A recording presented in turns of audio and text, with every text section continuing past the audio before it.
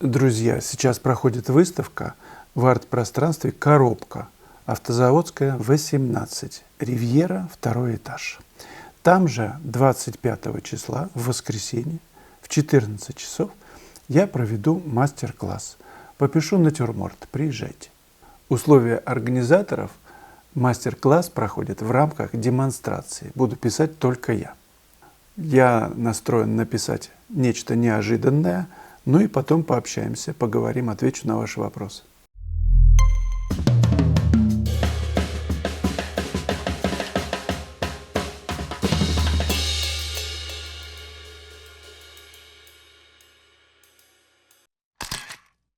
Елена Пухарева: Вячеслав, что случилось с ЦДХ? Непонятно. Перестали проводить выставки. Изменился собственник. Это было года 3-4 назад. И теперь это все пространство принадлежит Третьяковской галерее, как я понимаю. Но я не вдавался в подробности. Нас просто всех оттуда попросили. Я не справлялся, не узнавал. Может быть, какое-то пространство для выставок художников современных оставили. Если кто-то знает, напишите, либо дайте ссылку. ГСВГ 67. Не помню, кто-то из великих говорил, чтобы уловить тональность натуры, тон, надо широко открыть глаза, как бы вытаращить и стараться не смотреть вдаль. Я иногда пользуюсь этим приемом, помогает. Это абсолютно точно, абсолютно правильно. То понятие, которое еще передвижники говорили. Распустить глаз об этом. Распустить — это значит как бы не в фокусе, вот именно не вдаль. Попробуйте широко сейчас раскрыть глаза и просто охватить широкий кадр вот этого поля зрения, без концентрации на каком-то объекте. И попытаться вот в этом, когда вы все не в фокусе, смотрите, различить большие массы пятен. Это самый ключевой, важнейший прием для того, чтобы развить в себе тональное видение, вот разницу тональных отношений. Это не значит, что вы пишете и всегда так смотрите. Нет, вы смотрите то так, то не резко, как бы не в фокусе, то в фокусе. Когда вы деталь прорисовываете, все время чередуете. Не фокус, фокус. Надежда Д. Одна женщина писала вам, что устает во время написания картины на пленэре. Может, не надо брать большой холст, а писать на меньшем размере, скажем, 50×60, а лучше 30×40. 50×60 это все-таки большой. 30×40 нормально, можно еще меньше. Потом дома с этого этюда, шпаргалки, писать более приличную картину. Если мотив зацепил, с огромным холстом какой-нибудь прекрасный восход, придется писать до позднего заката. Да и устать при этом прилично. Ну, конечно, вы же состояние-то быстро меняется, а в южных широтах солнце заходит буквально вертикально, в Индии вообще там только отвернулся, оно бум, сразу темно. Так что вы просто не успеваете физически поймать состояние природы. Поэтому-то маленькие нужны форматы. И 15×20 это нормально. Даже 10×15 я пишу. Главное уловить меняющееся состояние. 15 минут уже другое состояние, поэтому надо быстро писать. Ну и дальше. Еще Левитан говорил, что чем меньше этюд, тем меньше вранья в нем. Гениально. Главное — обобщенно и гармонично. Спасибо за беседы ваши. Спасибо, Надежда. Волшебная фраза Левитана, не знала о ней. Но смотрите, какие тонкие по отношениям тональным пейзажи Левитана. Это волшебство какое-то. При том, что он любил это изящно прописывать. Но какие тонкие отношения. Вот на чем надо учиться. Левитан, конечно, мастер пейзажа, Коровин еще. Еще маленький формат учит тому, чтобы он просто вас вынуждает не писать детали. Он вынуждает вас мыслить широкими массами. А это важнейшее событие, важнейший инструмент в руках художника — мышление широкими массами. Это и есть, говорят, как писать целостно, да? Это и есть целостное письмо. Целостно значит, пятна работают друг с другом во взаимосвязях гармонических. когда все не прыгает одно в другое. В одном пятне опять другое появляется, какие-то попадания в тоне и в цвете. Из других кусков картины. Вот эта вот мелкотня, такая вот попрыгунчики такие, вот эти пятна, они не выстраиваются в мозаику пятен больших. В этом и весь смысл, что в пятне вы держите пятно. Вот взяли, например, там рубашку, но делайте, конечно, нюансы. Но это узкий диапазон ваших интерпретаций, ваших нюансов. Узкий, там, например, плечо там же освещено сверху сильнее. Но все равно это по отношению ко всему остальному гораздо темнее.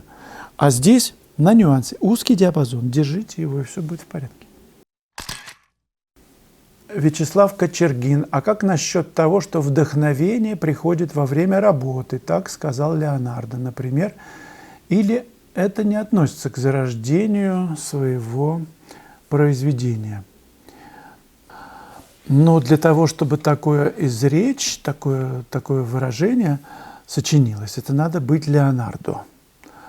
Если вы чувствуете, что вы еще не Леонардо по уровню, то, значит, надо работать над тем, чтобы как только вы взяли просто в руки кисточку и сразу пошел поток, вы знаете, что делать, вы знаете, как это движется работа, и получается от этого удовольствие, наслаждение, вам все понятно. А если непонятно, а если вы берете кисточку и нет вдохновения, вы начинаете делать это преодоление вот этого состояния, когда ты не знаешь, что дальше делать. Аппетит в этом случае может вообще не появиться. Более того, появится такой блеванте, такой, сломаешь кисточки, потому что ничего не выходит.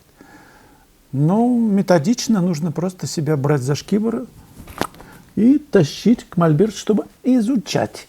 С каждой картины это изучение натуры. Это постоянный рост. Это восхождение на новую ступень мастерства. Если так относиться, то, невзирая на то, что ничего не получается, ты просто методично пробуешь, делаешь. И через какое-то время количество затраченных усилий перейдет в качество, которое вы увидите на холсте. Это может быть маленький кусочек, который вы почувствовали. Работают взаимосвязи. Получается, вдруг рисунок, вы вдруг видите на холсте, что это не просто каля-маля, а это убедительная правда. Вас убеждает. То, что вы нарисовали, это убеждает. Вы там уже живете. Вот это ключевой момент, когда вы сами это почувствуете, что холст – это передача ощущений, впечатлений, но там хочется жить, вы просто живете физически. Вот это правда. Спасибо, Вячеслав, за эту реплику. Я за то, чтобы трудиться, это большой труд. Пока из-под твоей кисточки выйдет вот это убедительное произведение, которым вы чувствуете, что оно получилось, и, конечно же, почувствуют другие, пройдет много времени, нужно трудиться, нужно этого добиться. Над этим все мы работаем, художники, и тратим всю свою жизнь. И, может быть, в глубоком почтенном возрасте только кто-то почувствует, что вот, я знаю, как писать, кто-то сказал из великих импрессионистов, уже с бородой. Я знаю, как писать. Наконец-то я знаю, как писать, но жизнь уже прожита. Кто-то, напомните, кто это сказал, смысл вот этих слов такой. Но штука в том, что это такая редкость. Большинство так и уходит в другие миры, меняют миры, думая, что все в порядке. Друзья, выставка, которая идет в Москве, «Современный русский импрессионизм», работает кроме понедельника. В любой день можно приехать, посмотреть замечательные работы, которые представили 44 художника, ведущих импрессионистов в России.